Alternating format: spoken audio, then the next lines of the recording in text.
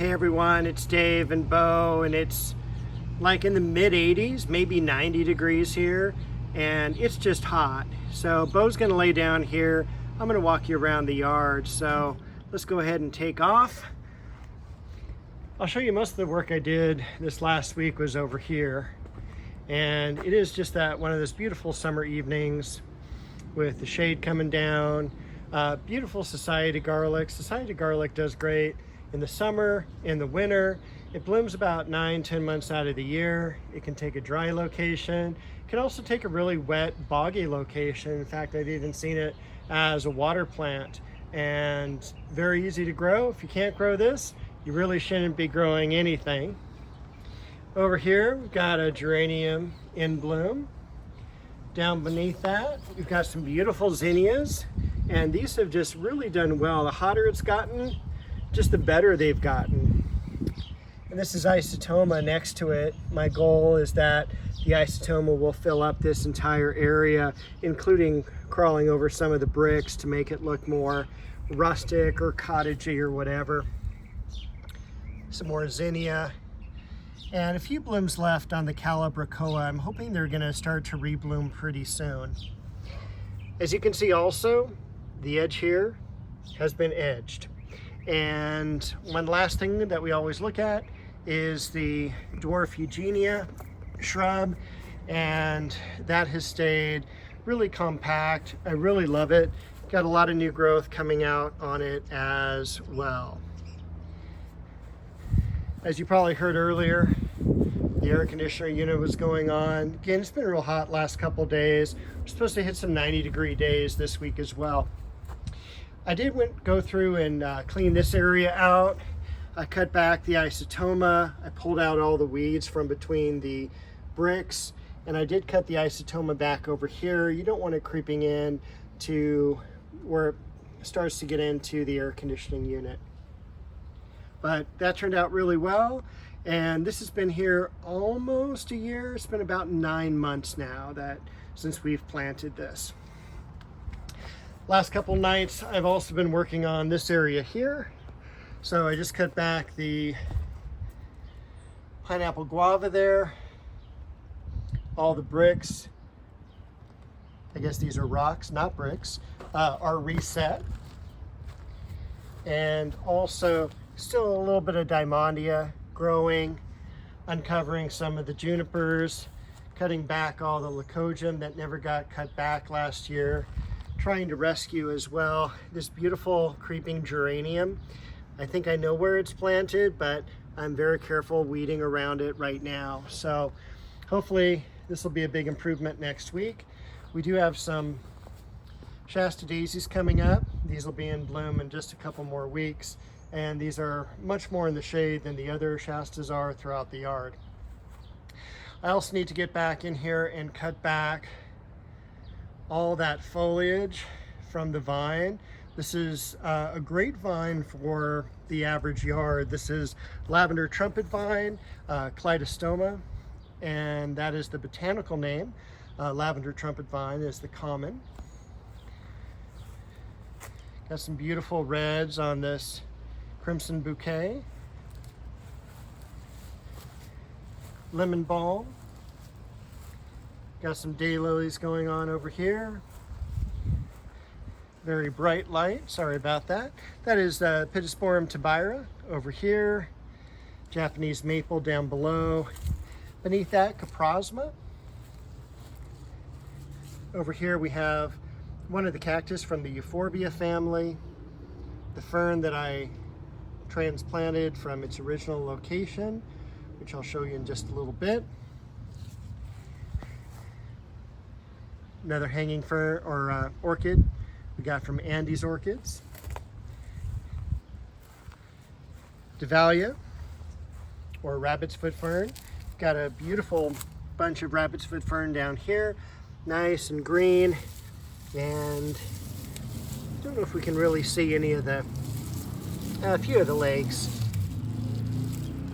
kind of through that mess, but that's why they call it rabbit's foot fern. We do have some yarrow blooming, And we also have the bee balm that's blooming.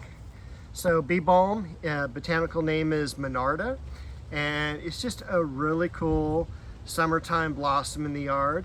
Most of the time just pinks and purples. Haven't really seen any whites. There are reds as well, and it looks beautiful with the backing of those Shasta Daisies over there. This is a plant that does kind of do some creeping, but not too bad. It's not really anything that's going to take over an area. Look how lush also the pomegranate's gotten. And over here, we've got the Elizabeth magnolia. That's taken transplanting really well. Wish it was a little bit larger to provide some shade right now. Bloodgood, Japanese maple,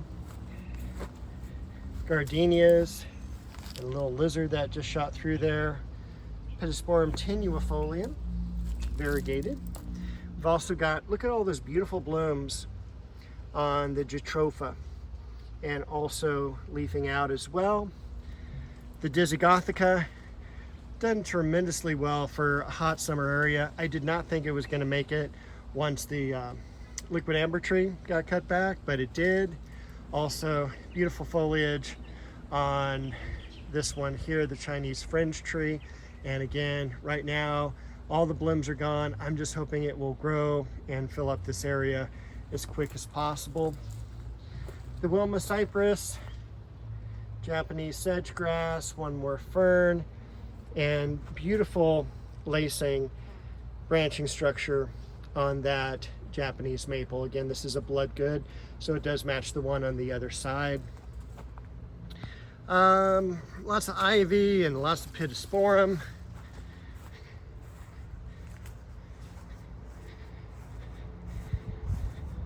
Some of the cut back pittosporum. One thing that's held up okay is the dogwood. It does wilt a little bit in the heat, but it hasn't really sunburned, which is great. Now keep in mind, we also have another 90 days of summer, but for right now, I'm really happy giving this a little bit extra water basically every day, just to make sure I don't lose it.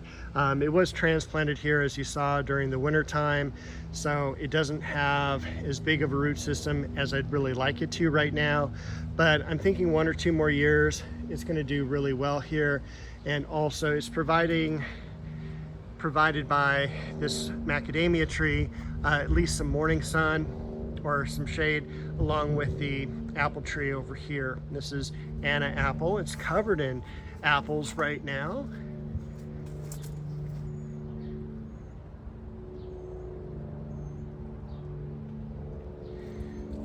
Beneath that, we've got the emerald green arborvitae, the Westringia,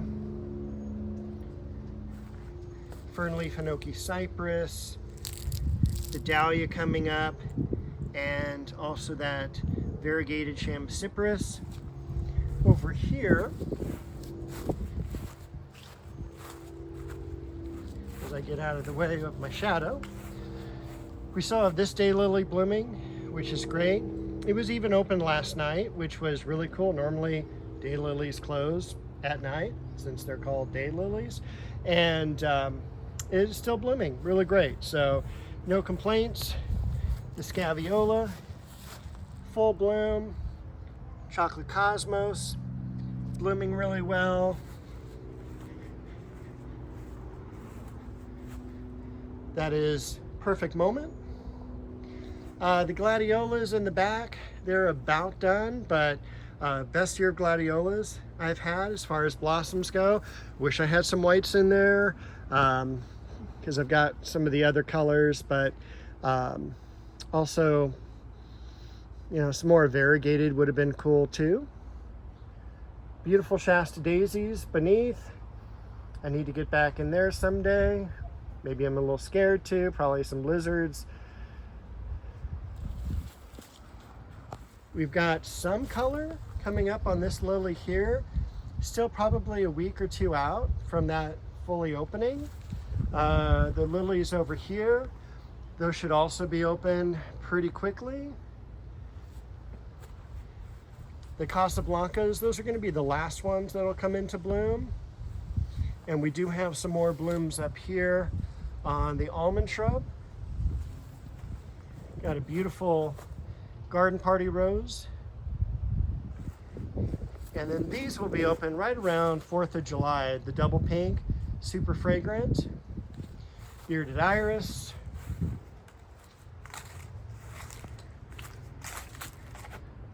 Cherry tree. I need to get back in there. Got some growth on the yew. And over here again, a lot of blooms or buds on the tree lilies there. Over here, a few blossoms we missed. Opened earlier in the week, but the heat's kind of really shot them. On the red rose, we did transplant this, so I'm just happy it made the transplanting. The apricots back here should be almost ripe, so looking forward to trying those out. But other than that, oh, look at that beautiful foxglove bloom.